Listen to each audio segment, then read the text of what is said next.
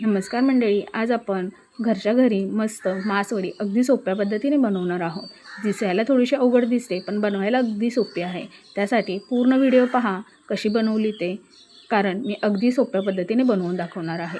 त्यासाठी मी इथं घेतलेले आहे 1 वाटी कांदा, 1 वाटी खोबरं, अर्धी वाटी तीळ, 10 ते 15 लसणाच्या पाकळ्या आणि 1 आल्याचा तुकडा. तर मसाला आपण आधी भाजून घेऊया. मसाला भाजण्यासाठी इथे मी कढईमध्ये आधी तीळ घालून घेणार आहे. तीळ आपल्याला छान भाजून घ्यायचे आहेत. तीळ भाजले काढून घेतलेले आहेत आणि त्यातच घालणार आहे खोबरं. खोबरंही आपल्याला छान भाजून घ्यायचं आहे. इथे मी खोबरं खवून घेतलेलं आहे, तुम्ही किसून घेतलं तरीही चालेल. खोबरंही आपल्याला छान भाजून घ्यायचं आहे आणि काढून घ्यायचं आहे. त्याच कढईमध्ये थोडंसं तेल घालायचं आहे आणि कांदा भाजून घेऊया. कांदा आपल्याला छान लालसर होईपर्यंत भाजून घ्यायचा आहे. अजिबात आपल्याला त्याला करपून द्यायचा नाही, त्यामुळे मसाला कडवट लागू शकतो. त्यातच आपण आता कांदा भाजला आहे तर खोबरं घालून घेऊया. खोबरंही आपल्याला त्यात थोडंसं भाजून घ्यायचं आहे आणि आलं आणि लसूण त्यातच घालून घेणार आहे.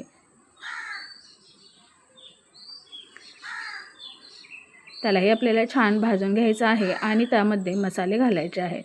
तर मसाल्यामध्ये मी घातलेली आहे 1.5 चमचा लाल तिखट, पाव चमचा हळद घालूया, चवीनुसार मीठ घालायचं आहे आणि अर्धा चमचा धनिया पावडर घालायची आहे. कोथिंबीर तुम्हाला आवडत असेल तर तुम्ही घालू शकता. तरी त्यात मसाले छान भाजलेले आहेत, तर यांना आपण काढून घेऊया आणि मिक्सरमध्ये तीळ घालून आपल्याला थोडेसे ओबडधोबड फक्त बारीक करून घ्यायचे आहे. त्यातच तीळ बारीक झाला की बाकी मसालाही आपण काढून घेऊया आणि आपल्याला जास्त फाईन पेस्ट करायची नाही किंवा पाणीही घालायचं नाही, फक्त ओबडधोबड असं बारीक करून घ्यायचं आहे. तर आता आपण मसाला तयार आहे तर पिठल्याची तयारी करूया वरचं हे करण्यासाठी. तर इथे मी 1 वाटी बेसन पीठ घेतलेलं आहे आणि 1.25 वाटी मी इथे पाणी घेतलेलं आहे. कढईमध्ये तेल घालून घ्यायचं आहे आणि त्यामध्येच घालायचं आहे लाल तिखट. इथे तुम्ही हिरवी मिरचीही घालू शकता, मी लाल तिखट घातलेलं आहे. थोडीशी हळद आणि चवीनुसार मीठ घालायचं आहे.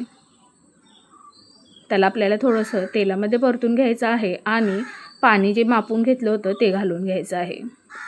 हे प्रमाण अगदी योग्य आहे पाण्याचं. पिठलं आपलं जेवढं छान होईल तेवढीच आपली वडी छान होते. त्यासाठी आपल्याला पाण्याचं आणि बेसन पिठाचं प्रमाण व्यवस्थित घ्यायचं आहे. पाण्याला उकळी आली की त्यामध्ये थोडं थोडं बेसन पीठ घालून आपल्याला छान पिठलं करून घ्यायचं आहे. गुठळ्या सगळ्या आपल्याला फोडून घ्यायच्या आहेत.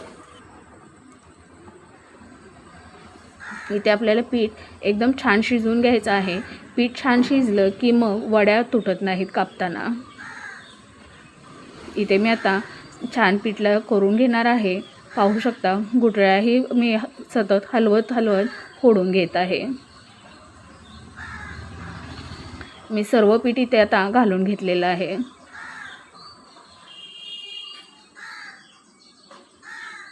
सर्व मिक्स करून आपल्याला पीठ पूर्ण गुठळ्या फोडून घेऊया.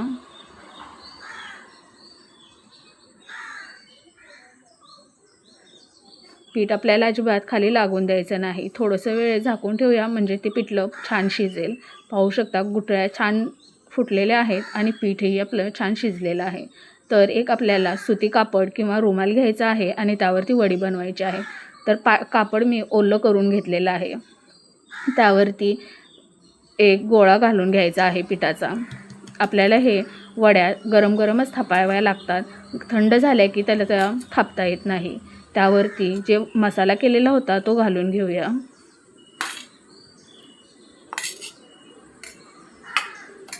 पीठ गरम असतानाच आपल्याला थापावं लागतं, त्यामुळे थोडासा पाण्याचा हात घ्यायचा आणि थापून घ्यायचं. जास्त जाडही थापायचं नाही आणि जास्त पातळही करायचं नाही. एक घडी त्याच्यावरती पलटायची आणि दुसरी परत पलटून आपल्याला त्याची छान वडी बनवून घ्यायची आहे.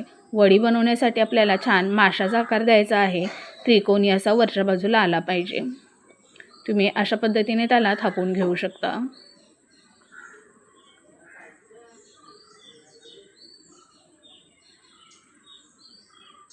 पीठ छान शिजलं की वडी उचलताना अजिबात तुटत नाही. त्याला आपल्याला एका हातावरती उचलायचे आहे आणि काढून घ्यायचे आहे. दुसरी ही वडी मी अशाच प्रमाणे थापून घेणार आहे. मी इथे मसाला थोडा जास्तच केलेला आहे. यातलाच मसाला आपण नंतर मिक्सरमध्ये घालून त्याचा रस्साही बनवणार आहोत. त्यासाठी आता थोडंसं पीठ थंड झालेलं आहे, त्यामुळे जास्त भाजत नाही, पण तरीही गरमच आहे. आपण दुसरी ही वडी बनवून घेऊया.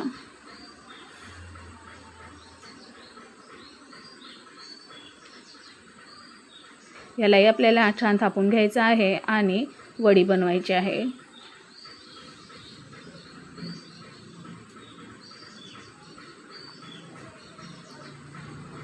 यावरती थोडंसं खोबरं आणि कोथिंबीर घातली की अजून चविष्ट लागते, पण मी इथं घालायला विसरले, त्यामुळे मी नंतर वरतून घातलेली आहे.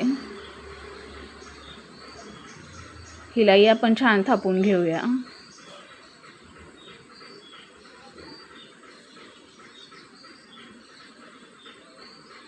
थोडीशी रेसिपी मोठी होते आणि वेळही जातो, पण खायला अगदी चविष्ट लागते.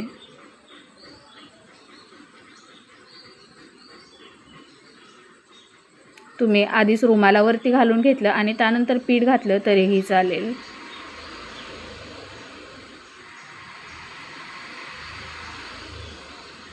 त्याला आपल्याला थोडंसं प्रेस करून घेऊया, म्हणजे ते व्यवस्थित चिटकेल त्याला. तर हातावरती अशा प्रकारे आपल्याला अलगद उचलून घ्यायचे आहे हळूवार, पण पीठ शिजलं की छान मग ती तुटत नाही. तर आपल्या इथं वड्या छान बनवून झालेल्या आहेत. तर ज्यात आपण पीठ शिजवलं होतं त्यामध्येच पाणी घालून घेणार आहे रस्सा बनवण्यासाठी. त्यातच पाणी गरम करायला ठेवलेलं आहे. तर कढईमध्ये तेल घालून घेऊया. तेल गरम झालं की त्यामध्ये घालायचे आहे मोहरी फोडणीसाठी. त्यातच जिरेही घालून घेऊया आणि जो आपला उरलेला मसाला होता त्याचं बारीक वाटण करून घेऊया. थोडंसं पाणी घालून याचं मी वाटण करून घेणार आहे. तर आता ते वाटण आपण तेलामध्ये घालून घेऊया. मसाला आपल्याला जास्त आता परतायची गरज नाही, कारण आधीच आपण त्याला भाजून घेतलेला होता. तर त्यामध्ये आता घालूया बाकी मसाले. इथे मी कांदा लसूण मसाला 1 चमचा घातलेला आहे. त्याचबरोबर पाव चमचा हळद, अर्धा चमचा धना पावडर, चवीनुसार रस्स्यासाठी मीठ आणि आता मसाले आपण छान एकदाशी तेल सुटेपर्यंत परतून घेऊया. पाहू शकता छान तेल सुटलेलं आहे. तर आपण जे गरम पाणी केलेलं होतं बेसन पिठाचं राहिलेलं ते आता घालून घेऊया. रस्स्याला छान उकळी आली की आपला रस्साही तयार आहे. तोपर्यंत आपण एकीकडे वड्या कापून घेऊया.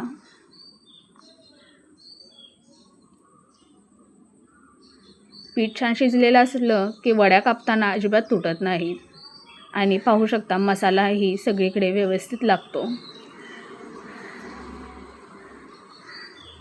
तर तुम्हाला माझी रेसिपी कशी आवडली कमेंटमध्ये सांगा. लाईक करा, शेअर करा आणि सबस्क्राईब करा. तुम्हाला जर माझे व्हिडिओ आवडत असतील तर नक्की सांगा.